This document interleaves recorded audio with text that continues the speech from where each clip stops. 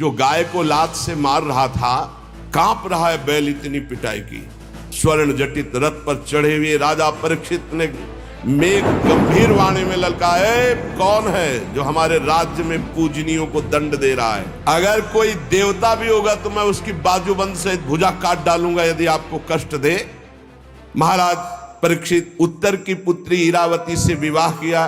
उनके जन्मेजय आदि 4 पुत्र हुए। कृपाचार्य को आचार्य बनाकर गंगा तट पर 3 अश्वमेध किए महाराज परीक्षित ने, और ब्रह्म ऋषियों को खूब पुष्कल दक्षिणा दी। यज्ञ में जिस देवता को बुलाया जाता स्वयं प्रकट होकर आहुति ग्रहण करते, क्योंकि महाभागवत महाराज परीक्षित के द्वारा यज्ञ हुआ। शौनक जी ने पूछा कि हमने सुना है दिग्विजय करते समय कलयुग मिला था महाराज परीक्षित को, इसको मार क्यों नहीं डाला, छोड़ क्यों दिया? ये राजा का वेश धारण करने पर भी कलयुग है तो अधर्मी। जो गाय को लात से मार रहा था, ये हमने सुना है प्रसंग।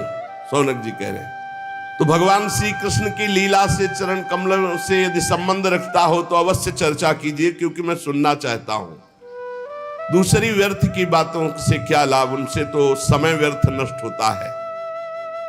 प्यारे श्रुति जी, जो लोग चाहते हैं कि मोक्ष मिले या भगवत प्राप्ति हो, उन्हें खूब कानों से भगवत चर्चा सुननी चाहिए और जबान से नाम जप करना चाहिए। श्रुति जी ने कहा, धन्य है शौनक जी, आप महात्मा जन जो भगवान की चर्चा सुनना चाहते हैं। जिस समय राजा परीक्षित कुरजांगल देश में सम्राट के रूप में निवास कर रहे थे, उसी समय उनको सूचना मिली कि मेरी सेना द्वारा सुरक्षित साम्राज्य में कलयुग का प्रवेश हो गया है। बड़े दुखी हुए कि ये तो बड़ा अधर्मी है, ये जहां जहां प्रवेश करेगा धर्म फैलता चला जाएगा। परीक्षित जी ने धनुष हाथ में लिया, श्याम वर्ण के घोड़ों से जुते हुए सिंह की ध्वजा वाले सुसज्जित रथ पर सवार होकर दिग्विजय करने के लिए बाहर निकले। उसके साथ बड़ी सेना भी थी।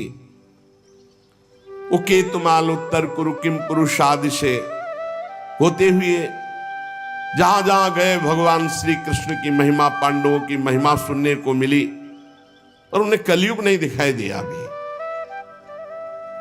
परीक्षित जी को जो उनके प्राण प्रिय भगवान श्री कृष्ण का चरित्र सुना देते या पांडवों की महिमा सुना देते तो उस राज्य को सुरक्षित कर देते, कोई कर भेंट नहीं लेते। और जो भगवान का विरोधी राजा होता उसको भुजदंडों के द्वारा मर्दन करके कर लेकर के ब्रह्म ऋषियों की सेवा करते। महाराज आगे देखा कि एक बैल और एक गाय कुछ बात कर रहे हैं।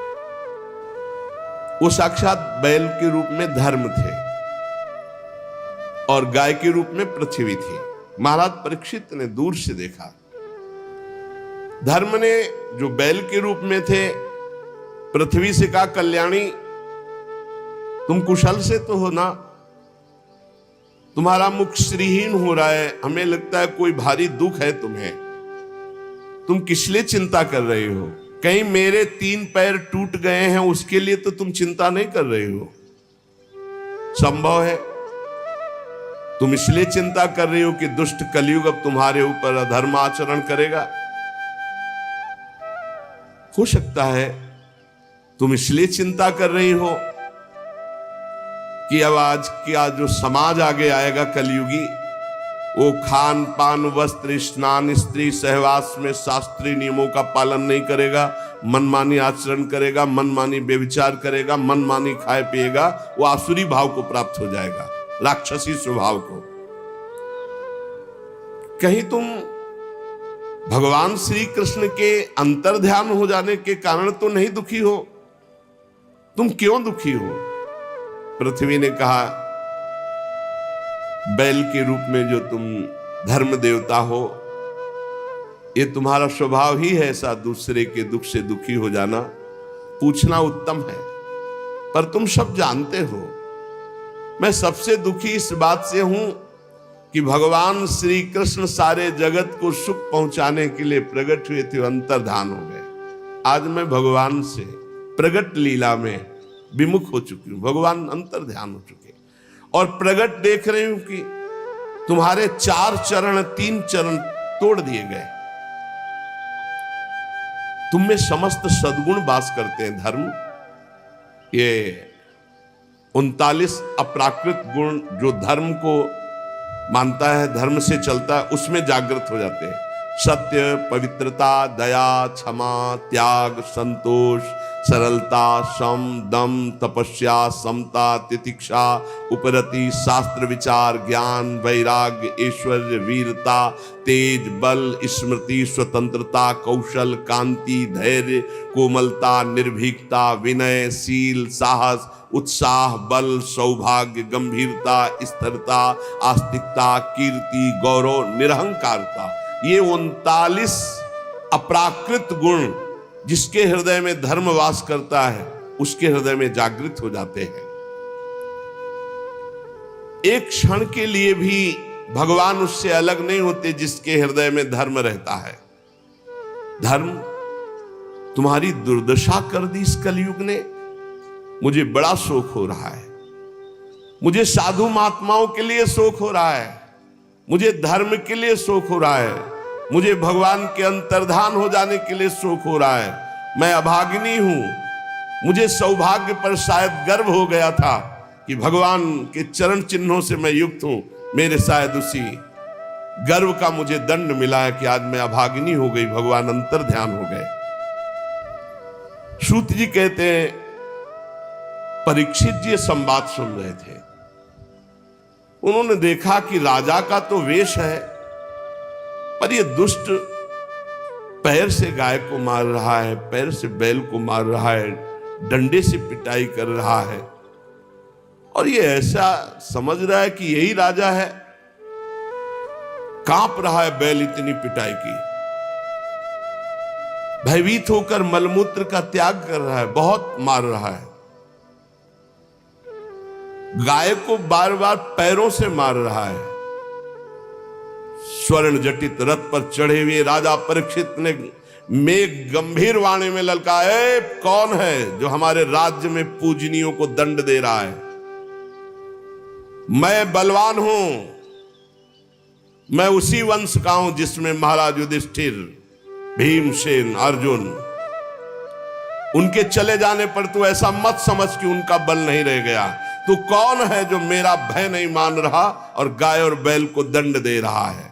अरे भेष तो तूने नट की भांति राजा का बना रखा है, आचरण पाप और अधर्म के कर रहा है। मेरे दादा अर्जुन के अंतर्ध्यान हो जाने पर तू क्या समझता है तेरे पर कोई प्रहार करने वाला नहीं? देख मैं तुझे अभी दंड देता हूं। उन्होंने, परीक्षित जी ने बैल से पूछा, कमल लाल के समान आप श्वेत वर्ण हैं, 3 पैर आपके इसने तोड़ दिए, फिर भी एक पैर से आप टिके हुए हो। आप बैल नहीं हो सकते, क्योंकि बैल में इतनी सामर्थ्य नहीं। आप कौन देवता हैं? अभी ये भूमंडल कुरवंशी नरपतियों के बाहुबल से सुरक्षित है। मैंने अभी तक अधर्म नहीं देखा, आपके साथ केवल देखा है। और ये आंसू बहाती हुई गाय, ये क्यों शोक कर रही? और ये कौन है जो निर्भय होकर तुम पर प्रहार कर रहा है? मैं दुष्टों का दंड देने वाला हूं। देवी, मेरे राज्य में कोई दीन को, धर्म को तनिक भी कष्ट पहुंचाए तो मेरी कीर्ति, आयु, ऐश्वर्य, परलोक सब नष्ट हो जाए। मेरा परम धर्म है, उसे मैं जानता हूं। सुरभिनंदन, आप 4 पैर वाले हैं, 3 पैर आपके तोड़ दिए। आप कौन हैं? आपका कल्याण हो, आप बताइए। अगर कोई देवता भी होगा तो मैं उसकी बाजूबंद से भुजा काट डालूंगा यदि आपको कष्ट दे। आप निश्चित निर्भय हो जाइए और परिचय बताइए कि आप कौन हैं और आपको दुख देने वाला है कौन है। धर्म ने कहा, राजन देखो, धर्म कभी किसी का दोष वर्णन नहीं करता, साक्षात धर्म बोल रहे। धर्म ने कहा, राजन आप महाराज पांडु के वंशज हैं, आपका इस प्रकार आश्वासन देना आपके योग्य है, क्योंकि आपके पूर्वजों के श्रेष्ठ गुणों ने भगवान श्री कृष्ण को उनका सारथी और दूत तक बना दिया। शास्त्रों के विभिन्न वचन, इसलिए मैं निर्णय करके नहीं बता सकता कि मुझे दंड कौन दे रहा है, क्योंकि जिस शास्त्रों का वर्णन है कि द्वैत है ही नहीं कोई दूसरा, तो फिर दुख का कारण क्या हो सकता है? अज्ञान ही तो है, दूसरा कोई है नहीं, द्वैत है ही नहीं। कोई कोई प्रारब्ध को दुख मानते हैं तो उसमें प्रारब्ध भी तो अपने कर्म के द्वारा बनता है। कोई कोई स्वभाव को मानते हैं तो स्वभाव भी तो अपना ही होता है। और कोई कोई ईश्वर को दुख का कारण मानते हैं तो ईश्वर कैसे दुख दे सकता है, क्योंकि अपना कर्म ही दुख देता है। इसलिए मैं बताने में असमर्थ हूं कि कौन मुझे दुख दे रहा है। आप अपनी बुद्धि से निर्णय कर लीजिए कि मुझे कौन दुख दे रहा है। ये बात सुनकर के बहुत प्रसन्न हुए परीक्षित और समझ गए। परीक्षित ने कहा, मैं जान गया तुम बैल नहीं हो, तुम साक्षात धर्म हो, क्योंकि धर्म कभी किसी को दोषी नहीं ठहराता। अवश्य भगवान धर्म का मैं साक्षात वृषभ के रूप में दर्शन पा रहा हूं। आप अपने को दुख देने वाले का नाम इसलिए नहीं बता रहे हैं, ध्यान देना, कि जो पापी पाप करता है, पाप करने के कारण नरक प्राप्त होता है, वही उस पापी की पाप चर्चा करने वाले को मिलता है। यह धर्म का सिद्धांत है। इसीलिए जब कोई प्रश्न करता है तो उसको ही कहते, सब में भगवत भावना करो, अपना भोगेगा, तुम उसकी निंदा मत करो। तुम तो करत जे अनसहन निंदक तीनों पे अनुग्रह क्यों, क्योंकि धर्म है, भगवत मार्ग है। सिद्धांत निश्चित है कि मन और वाणी से किसी की निंदा नहीं की जाती। तो आप धर्म है इसीलिए आपने निंदा नहीं की और कहा खुद विचार लीजिए कि कौन मुझे कष्ट दे रहा है। लेकिन महाराज आपके तो 4 चरण हैं, तपः शौचम दया सत्यमिति पादा कृत्यकता, तपस्या पवित्रता दया और सत्य, ये 4 चरण हैं। अधर्म के अंश गर्व आसक्ति और मद से 3 चरण नष्ट हो चुके हैं। अब आपका 4था चरण एक केवल सत्य बच रहा है, वो भी लड़खड़ा रहा है। तपस्या पवित्रता दया ये सब नष्ट कर दिया कलयुग ने, थोड़ा सत्य बचा है, वो भी लड़खड़ा रहा है। असत्य से पुष्ट हुआ ये अधर्म रूपी कलयुग उसको भी नष्ट कर रहा है। ये गाय के रूप में साक्षात पृथ्वी है। भगवान ने इनका भारी बोझ उठाया था। मैं समझ गया, ये राजा का स्वांग बना करके धर्मद्रोही पापी कलयुग है, मैं इसे अभी मारता हूं। कलयुग ने देखा कि प्रत्यंचा चढ़ा ली और बाण संधान कर लिया, तो तुरंत उसने मुकुट उतारा और दौड़ करके चरणों में गिरे। महाराज मैं आपका शरणागत हूं, मेरी रक्षा करो। महाराज परीक्षित के चरणों में मुकुट रख दिया कलयुग ने। शरणागत का महत्व जानने वाले महाराज परीक्षित ने देखा पैरों में पड़ा हुआ है कलयुग, तो हंसते हुए कहा, जब तो हाथ जोड़ करके महाराज युधिष्ठिर के वंश में उत्पन्न हुए किसी वीर की शरण में आ गया तो तुझे मारूंगा तो नहीं, पर तू अधर्म का आचरण कराने वाला मेरे राज्य में नहीं रह सकता। क्योंकि जहां जिसके शरीर को तू स्पर्श करेगा वो झूठ बोलेगा, लोभी हो जाएगा, चोरी करेगा, दुष्टता करेगा, व्यभिचार करेगा, स्वधर्म त्याग करेगा, दरिद्र हो जाएगा, कपटी हो जाएगा, कलही हो जाएगा, दम्भी हो जाएगा, पाखंडी हो जाएगा, पापी हो जाएगा तेरे स्पर्श करने से कलयुग के। अतः मैं तुझे इस ब्रह्मावर्त क्षेत्र में नहीं रहने दूंगा, क्योंकि यहां सब यज्ञ पुरुष भगवान की आराधना करने वाले हैं। परीक्षित बहुत कान तक खींचे हुए बाण संधान और चरणों में पड़ा कांप रहा था। देखा कि मैं कहां जाऊंगा, जहां जाऊंगा तहां इनका राज्य है, मुझे मारेंगे, तो इनको फंसाऊं पहले। महाराज आप सार्वभौम सम्राट हैं, यत्रा क्वचन वत्स्यामि सार्वभौमम तवाज्ञया लक्ष्ये तति तत्रापि त्वामात्तेषु सरासनम। मैं जहां रहने की सोचता हूं वहां देखता हूं महाराज परीक्षित बाण संधान करिए हुए खड़े हैं। महाराज मुझे कहीं भी जगह नहीं मिल रही, आप मुझे जगह दीजिए जहां मैं रह पाऊं। मैं आपका शरणागत हूं, मारोगे हुए नहीं और पूरे राज्य में रहने दोगे नहीं तो कुछ तो जगह बता दो। मैं जहां देखता हूं आप धनुष बाण संधान किए हुए दिखाई दे रहे हो। बड़े प्रसन्न हुए परीक्षित जी, और वो यही चाहता था किसी तरह इनका क्रोध शांत हो और मैं इनको फंसा पाऊं। परीक्षित जी ने विचार किया कि हमारे राज्य में महापाप कोई नहीं कर रहा। अभ्यर्थी तदा तस्मै स्थानानि कलये ददौ द्यूतम पानम स्त्रिया सूना यत्राधर्मस चतुर्विधा। ये 4 महापाप महाराज के राज्य में कोई नहीं कर रहा था उस समय। मदिरा नहीं पीना, जुआ नहीं खेलना महाराज परीक्षित के राज्य में, और पर स्त्री का सहवास नहीं करना, और किसी की हिंसा करके मांस नहीं खाना। ये 4 बातें। तो सोचा ये प्राय हमारे राज्य में है नहीं, तो इसके रहने के लिए स्थान दे दिया 4। शराब पीने वाले, पराई स्त्री के प्रति काम भाव रखने वाले, जुआ खेलने वाले और हिंसा करके मांस खाने वालों की बुद्धि में कलयुग का वास हो। और जहां कलयुग का वास है, लोभ, झूठ, चोरी, दुष्टता, स्वधर्म त्याग, व्यभिचार, दरिद्रता, कपट, कलह, दम्भ, दूसरे पाप सब बढ़ते चले जाएंगे। मतलब घोर पाप कराता है जिसकी बुद्धि में। तो समझ लीजिए, मदिरापान, मांस भक्षण, परिस्त्री गमन, जुआ खेलना, ये 4 स्थान महाराज परीक्षित ने कलयुग को दिए। और उन्होंने कहा महाराज आप तो ये सब कूड़ा करकट दे दिए, और आपके राज्य में ऐसे है नहीं, मुझे डर लगता है। कोई एक तो स्थान महाराज हम पर दया करो, कोई एक स्थान तो थोड़ा। महाराज परीक्षित विचार करने लगे और कहा हमारे राज्य में कोई चोरी भी नहीं कर, तो जो स्वर्ण की चोरी करे उस पर।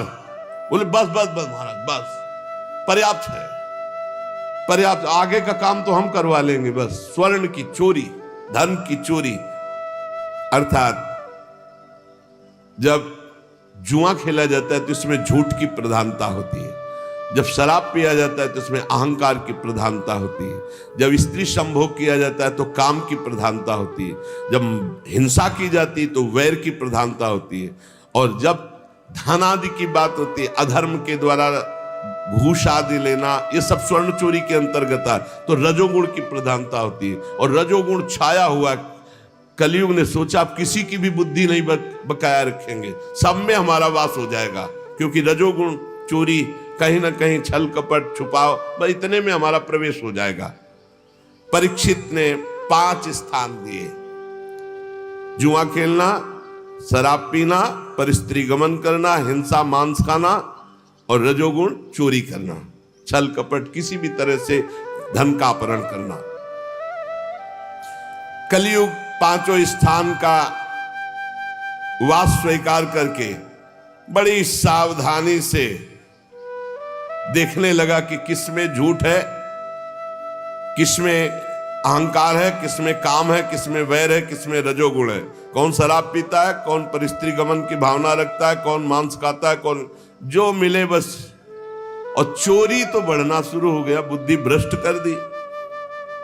राजा परीक्षित ने अपने पुण्य बल से धर्म के 3 चरण जोड़ दिए, तपस्या, पवित्रता और दया, और चौथा तो सत्य था ही। आश्वासन दिया जब तक हमारा राज्य है तब तक आप सुरक्षित रहेंगे।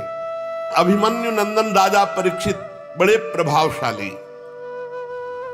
श्रुति जी कहते हैं अद्भुत कर्मा भगवान श्री कृष्ण की कृपा से राजा परीक्षित अपनी माता की कोख में अश्वस्थामा के ब्रह्मास्त्र से भगवान की कृपा से नहीं जले, भगवान का दर्शन पाया। लेकिन एक घटना घट गई कि एक छोटे ब्रह्म ऋषि बालक के शाप ने उनको भस्म कर दिया। तक्षक सर्प काटेगा आज के 7वें दिन और तुम मर जाओगे, तो वो बात ऐसी हुई। ब्रह्मास्त्र नहीं जला पाया, लेकिन ब्रह्म ऋषि के वाक अस्त्र ने भस्म कर दिया। पर प्राण उनके भयभीत नहीं हुए। वो गंगा तट का आश्रय लेकर भगवान सुखदेव जी के मुख से श्रीमद् भागवत सुनकर भगवत प्राप्ति की। कलयुग में एक बहुत बड़ा गुण है, इसीलिए परीक्षित ने इसको मारा नहीं। इसमें मन से पाप करने पर कोई दंड नहीं मिलेगा। अन्य युगों में मन से भी मानसिक पाप का भी दंड मिलता था। इसमें जब तक शरीर से कर्म नहीं बनेगा तब तक उसका पाप दंड नहीं मिलेगा, और पुण्य तो मन से करने पर लाभ में प्राप्त हो जाएगा। जैसे चलते हैं, कल जो है वृंदावन की परिक्रमा लगा, अचानक कोई घटना घटी, कोई ऐसा आप नहीं कर पाए तो आपको वो मिलेगा। कलयुग का एक बहुत बड़ा प्रताप कि इसका मानसिक संकल्प से पुण्य कर्म तो प्राप्त हो जाता है, लेकिन पाप कर्म का फल नहीं मिलता। गोस्वामी जी ने भी लिखा है, कलिकर एक पुनीत प्रतापा, मानस पुण्य होए और नहीं पापा। तो यहां कह रहे बड़ा भारी इसमें लाभ है। अगर मानसिक पाप का फल मिलता तो हमें लगता है कि नरक ही मिलता और कोई रास्ता ही नहीं रहता, क्योंकि मन तो गंदी गंदी बातें सोचता रहता है। परंतु पाप कर्म तभी लागू होगा जब शरीर से क्रिया होगी, संकल्प मात्र से नहीं। और ये कलयुग प्रमादी लोगों पर ज्यादा आक्रमण करता है, जो समय व्यर्थ करते हैं। नाम जप करो, भगवत लीला गायन करो। कभी कहां कलयुग है, कहां इस समय कलयुग है? जब भगवत चर्चा सुन रहे, भगवत नाम कीर्तन, भगवत भजन, तो अब बैठ के इधर उधर भोगों का चिंतन करोगे, गंदी बातों का। तो भगवान श्री कृष्ण चंद्रजू के चरण कमलों का मादक मधुर मधु संतों के संग से प्राप्त होता है। इसीलिए भगवत प्रेमी भक्तों के लव मात्र के सत्संग के समान ना स्वर्ग है ना मोक्ष है, फिर तुच्छ इन मृत्यु लोक के भोगों की तो बात ही क्या। महाराज, हम भगवान श्री कृष्ण की लीलाओं से भरे हुए पावन चरित्र को सुनना चाहते हैं। सूत जी ने कहा, अहो आप महात्माओं के संग से आज मेरा जन्म धन्य हो गया, क्योंकि जब महापुरुषों से बातचीत करने का अवसर मिल जाता है तो सारे पाप नष्ट हो जाते हैं, हृदय पवित्र हो जाता है बातचीत मात्र से। वास्तव में अनंत भगवान की हम पर बड़ी कृपा है, जो आप 88,000 ऋषि बैठकर भगवत चर्चा सुन रहे हैं और बार बार प्रश्न करते हैं भगवान की लीला कथा का। भगवान के गुणों की क्षमता भी जब कोई नहीं कर सकता तो उनसे बढ़कर कोई हो ही कैसे सकता है। उनके गुणों की विशेषता समझाने के लिए इतना कह देना पर्याप्त है कि लक्ष्मी जी अपने को प्राप्त करने की इच्छा से प्रार्थना करने वाले ब्रह्मादि देवताओं को छोड़कर भगवान के ना चाहने पर भी उनके चरण कमलों की रच का सेवन करती है। ब्रह्मा जी ने भगवान के चरणों का प्रक्षालन करने के लिए जो जल समर्पित किया, वही जल गंगा जी के रूप में आज त्रिभुवन को पावन कर रहा है, और भगवान देवादिदेव महादेव अपने माथे पर उसे धारण किए हुए हैं। ऐसी अवस्था में त्रिभुवन में श्री कृष्ण के अतिरिक्त भगवान शब्द का दूसरा और क्या अर्थ हो सकता है? सूत जी कहते हैं, जिनके प्रेम को प्राप्त करके धीर पुरुष बिना किसी हिचक के देह गे आदि की दृढ़ आसक्ति को छोड़ देते हैं, उन परमहंसों के स्वामी, परमहंसों की प्रिय आत्मा भगवान श्री कृष्ण की आराधना के सिवा हम किसकी आराधना करें? ऋषियों, जैसे पक्षी अपनी शक्ति के अनुसार आकाश में उड़ते हैं, वैसे ही विद्वान लोग अपनी अपनी बुद्धि के अनुसार भगवान के लीला चरित्रों का गायन करते, पर पार कोई नहीं पा सकता। एक दिन की बात है कि राजा परीक्षित धनुष लेकर वन में शिकार खेलने के लिए निकले। यह शिकार मांस भक्षण के लिए नहीं होता था, ये उन पशुओं का शिकार होता था जो रोगी पशु होते थे, जिनसे संक्रमण। सैनिक और व्यवस्था चक्रवर्ती सम्राट है, कोई साधारण आदमी थोड़ी है कि धनुष बाण उठाया और शिकार को चल दिए। पूरा वैभव, बड़े बड़े सरोवर, बड़े हुक्म कर देते तो कौन सी बात थी जो वहां पूर्ण ना हो जाती। लेकिन सबको छोड़कर अकेले एक ऋषि के आश्रम में निकल चले, रोक दिया सबको, ऋषि के आश्रम में गए। देखा वहां शांत भाव, शरीर देह भाव से ऊपर उठे हुए समाधि में स्थित महापुरुष, जिनके इंद्रिय प्राण मन बुद्धि सब ब्रह्माकार है, प्राण भी संचलित नहीं हो रहे, शांत ब्रह्म में स्थित ऐसी समाधि, जड़ की तरह, ठूठ की तरह एकदम। बस जागृत स्वप्न सुषुप्ति तीनों अवस्थाओं से ऊपर तुरी पद में स्थित महापुरुष, जटाएं बिखरी हुई है, कृष्ण मृग चर्म नीचे धारण किए। परीक्षित जी वहां गए और कहा, मैं प्यासा हूं, सुनो, मेरा गला सूख रहा है, पानी पिलाओ। कभी ऐसा नहीं। ब्रह्म ऋषि के आश्रम में ऐसा आदेश चक्रवर्ती सम्राट होते, कभी ऐसा नहीं। ताज उतार करके वहां में मरा हुआ सर्प, समीक ऋषि नाम उनका जो समाधिस्थ है, और वो दूसरे ऋषि कुमार गए और श्रृंगी ऋषि से कहा कि बड़ी बड़ी बातें खेल में मारता था, मैं आज तेरे पिता के गले में मरा हुआ सांप डाल दिया। चक्रवर्ती सम्राट परीक्षित ने दुर्व्यवहार किया, अपमान किया, भला कुछ कर ले तू। श्रृंगी ऋषि ने कहा सत्य सत्य।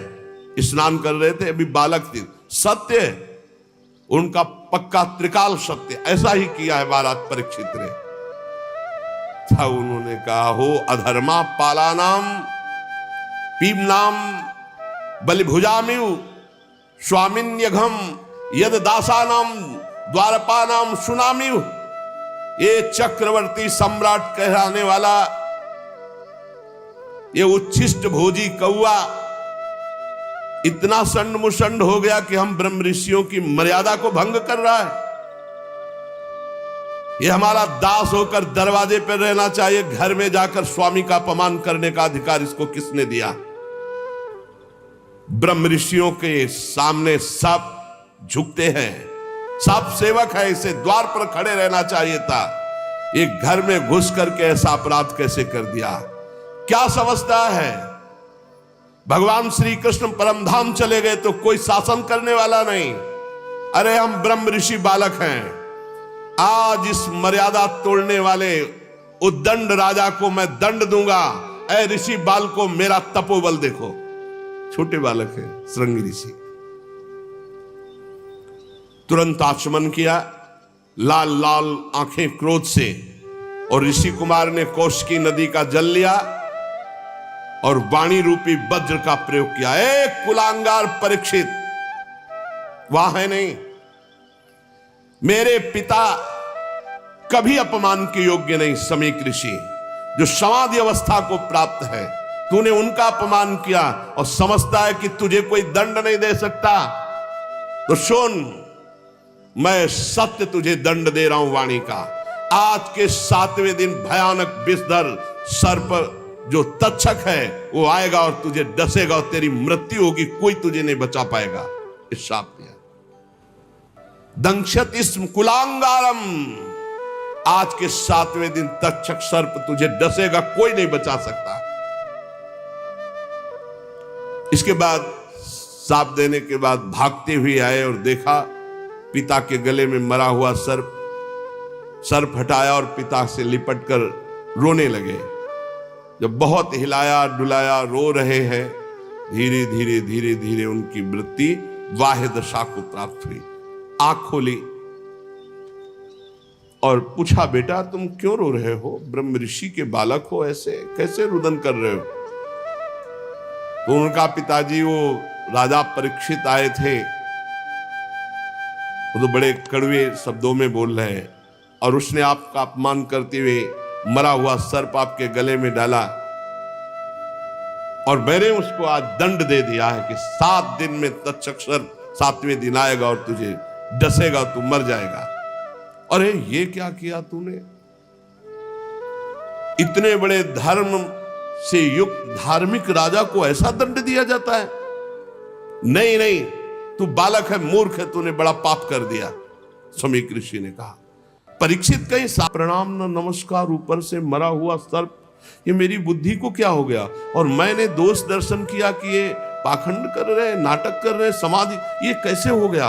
हे भगवान, वो बहुत व्यथित है और मन में विचार रहे हैं, बड़ा पश्चाताप है।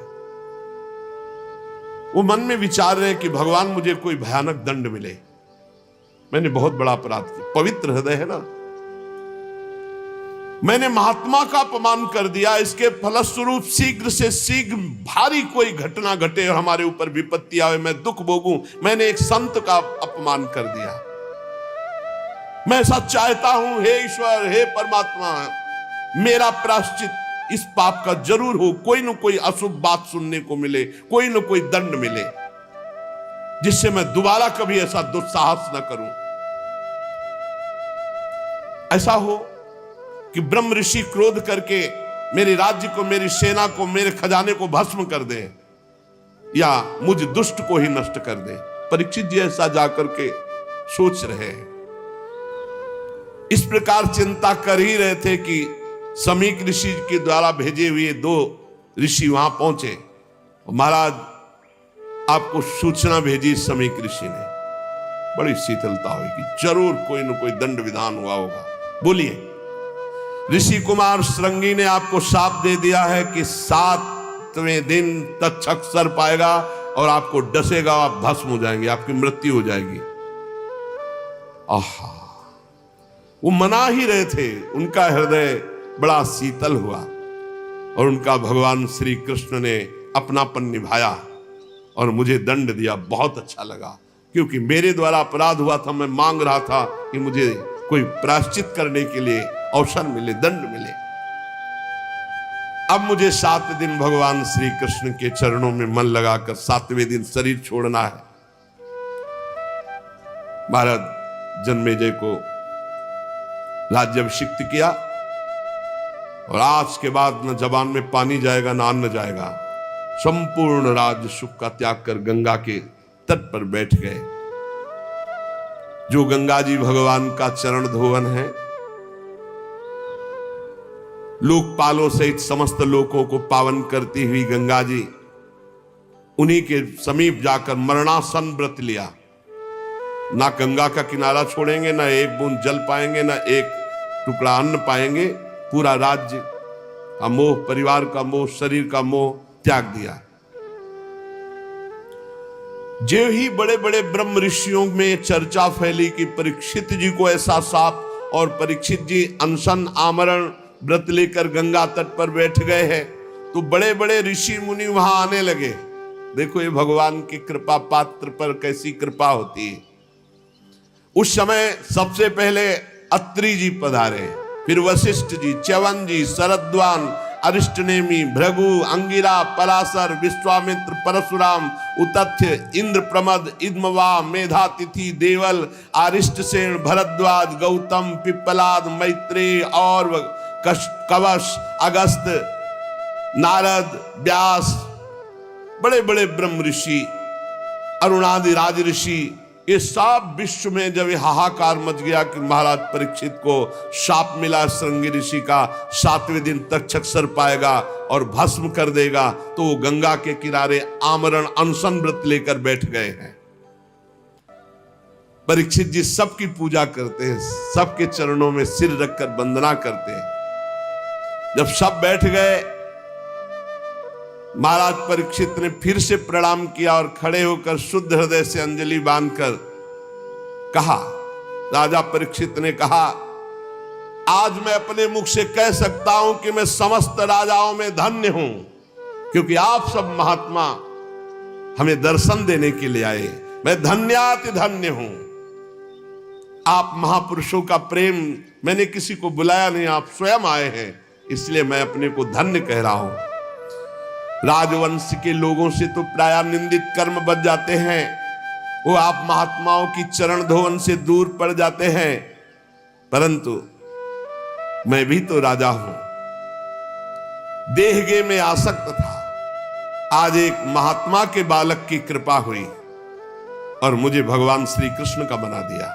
शाप देकर संपूर्ण राज्य का त्याग, संपूर्ण परिवार का त्याग, शरीर के राग का त्याग, भोजन पानी का त्याग। आप लोग, मां गंगा जी सब हम पर बहुत प्रसन्न हैं। ब्राह्मण कुमार श्रृंगी ऋषि के शाप का कोई दूसरा कारण नहीं, केवल कृपा ही कृपा है। मुझे कृपा दिखाई दे रही, मुझे कोई डर नहीं, कोई परवाह नहीं, क्योंकि आप सब संतों ने घेर लिया आकर।